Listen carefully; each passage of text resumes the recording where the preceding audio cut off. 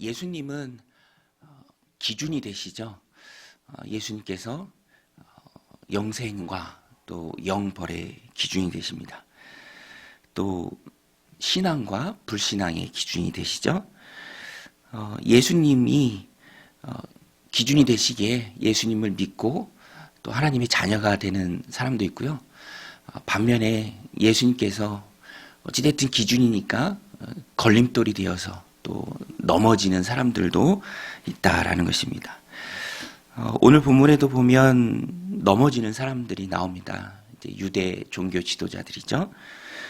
그들은 믿음의 수용성이 없었습니다. 자기 안에 자기가 너무 강력하게 자리 잡고 있었어요. 그래서 말씀이 그토록 예언한, 그리고 그 예언을 다 이루신, 그리고 수많은 기적으로서 그 예언이 가리키시는 메시아이심을 주님께서 밝히 드러내셨음에도 불구하고 자기 안에 자기가 가진 자기만의 신념이 강했기 때문에 기준이 되신 예수님을 받아들이지 못합니다. 그래서 믿음이라는 것은 수용적인 의미가 굉장히 큽니다. 주님이 주시는 은혜죠. 믿어지는 거죠. 또 믿게 되는 것입니다. 그런데 믿지 않는 사람들의 가장 큰 특징 중에 하나가 자기의 편견이 가득하다라는 것입니다. 오늘 본문에 나오는 38절이죠. 그때 서기관과 바리새인 중 몇 사람이 말하되 선생님이여 우리에게 표적 보여주시기를 원하나이다. 표적이라는 것은 예수님 말씀이 사실이라는 그런 외적인 증거, 또 기적들을 말하는데, 사실 지금까지 많은 표적을 또 기적을, 이적을 예수님께서 보여주셨습니다. 그럼에도 불구하고 또 다른 표적을 구하는 것이죠. 표적만 구하는 인생입니다. 그래서 오늘 본문에 보면 그들을 향한 주님의 안타까움의 모습들이 참 많이 나와요. 안타까워하시는 주님께서 약하고 음란한 세대가 표적을 구하나 요나 선지자의 표적밖에는 표적이 없다. 요나가 밤낮 사흘 동안 물고기 뱃속에 있었던 것 같이 인자도 밤낮 사흘 동안 땅속에 있으리라. 주님께서 십자가에서 죽으실 것을 예언하십니다. 그런데 이 뒷부분의 말씀이 중요해요. 41절부터 나오는 말씀이 중요한데, 너희가 요나가 복음을 전했을 때, 회개하라고 전했을 때 돌이키고 회개했던 니느웨 사람들보다 더 악하다라고 말씀하세요. 41절에 보면 심판 때에 니느웨 사람들이 일어나 이 세대 사람을 정죄하리니 이는 그들이 요나의 전도를 듣고 회개하였음이거니와 요나보다 더 큰 이가 여기 있으며, 또 솔로몬 때 남방 여왕에 대해서도 말씀하시죠. 심판 때에 남방 여왕이 일어나 이 세대 사람을 정죄하리니 이는 그가 솔로몬의 지혜로운 말을 들으려고 땅 끝에서 왔음이거니와 솔로몬보다 더 큰 이가 여기 있느니라. 열왕기상 10장에 나오는 말씀입니다. 핵심은 요나의 전도를 듣고도 회개했는데, 솔로몬의 지혜로운 말을 들으려고도 그 멀리서 왔는데, 요나보다 크고 솔로몬보다 더 큰 내가 너희들 앞에 있는데 왜 너희들은 나의 말을 듣지 않느냐? 왜 나를 받아들이지 않느냐? 왜 그렇게 얘기해도 귀가 닫혀 있고 눈이 어두워져 있고 도무지 받아들이지 않느냐? 수용성이 없느냐? 왜 깨닫지 못하느냐라는 주님의 안타까움이죠.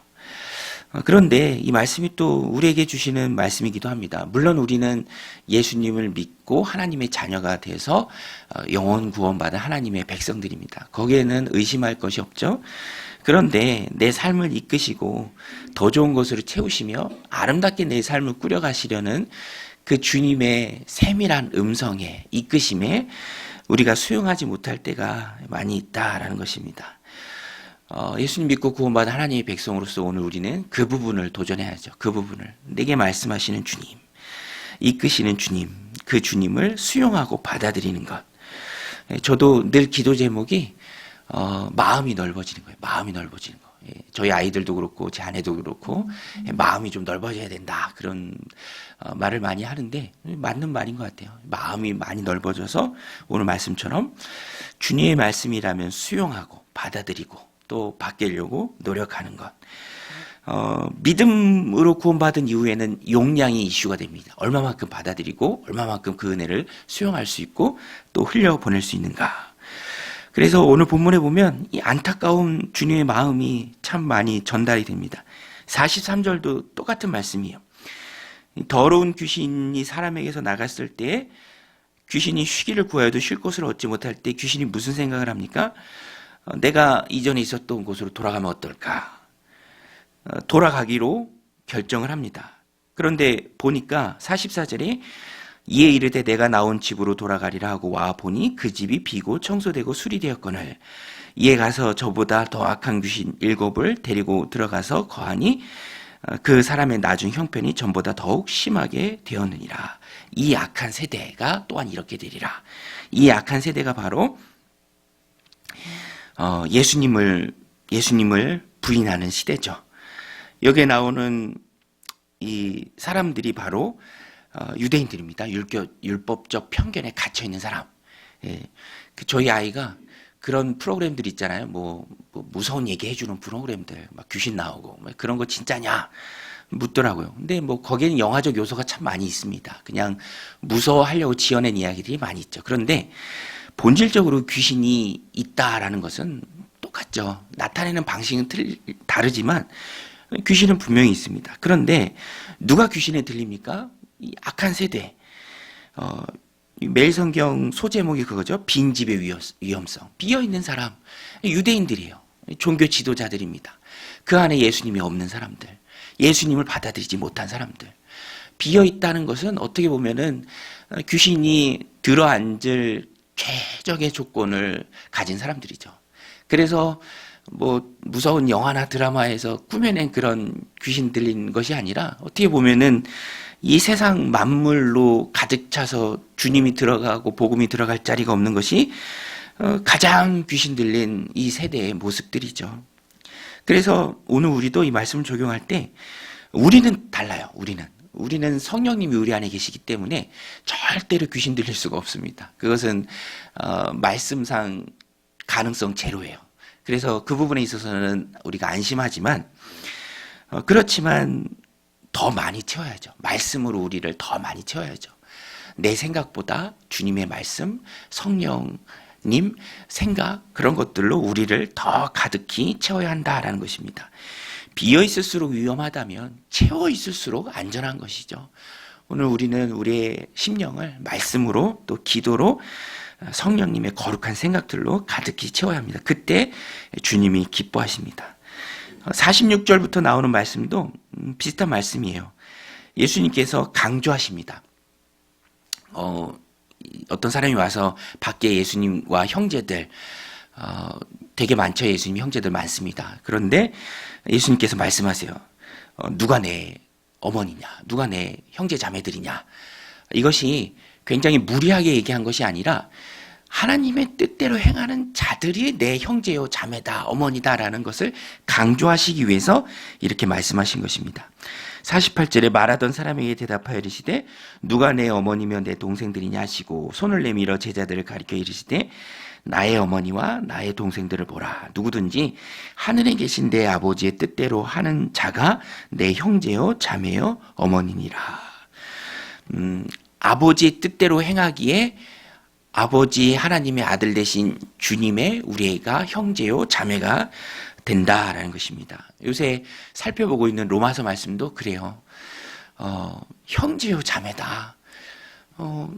주님의 뜻대로 행하고 주님의 뜻대로 행하기 때문에 기준 대신 하나님의 뜻대로 행하기 때문에 똑같아지는 것이죠. 여러분 프랜차이즈라는 것이 그 본사의 지시를 그대로 따를 때 전국 어디에 있든지 세계 어디에 있든지 다 똑같은 거예요. 스타벅스 커피도 로스팅하는 곳은 한 곳이라면서요. 그러니까 세계 어디에 흩어져 있든지 이제 똑같은 DNA를 가지고 있는 것이죠. 그런데 우리가 그렇습니다.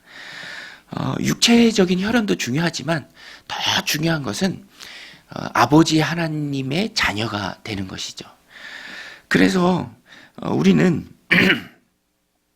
주님 안에 한 형제요 자매다라는 것입니다. 뭐 듣기 좋아서 그런 표현을 쓰는 것이 아니라 진짜로 그렇기 때문에 그런 것이죠. 그래서 이제 목사님들이 제일 좋아하는 표현이, 은퇴하신 목사님들도 그렇고 제일 좋아하는 표현이 영적인 가족이에요. 여기서 신앙생활 같이 하다가 천국까지 같이 가는 영적인 가족.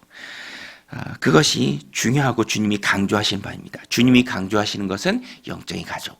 주님이 강조하지 못하시고 또 안타까워하시는 것은 자기 생각에 가득 차서 주님을 받아들이지 못하는 안타까운 모습. 오늘 우리는 그렇게 해서는 안 됩니다. 오늘 우리는 주님의 뜻, 우리 아버지 하나님의 뜻을 받아들이고 한 형제와 한 자매로 하나님 주신 삶을 살아가야 한다라는 것입니다.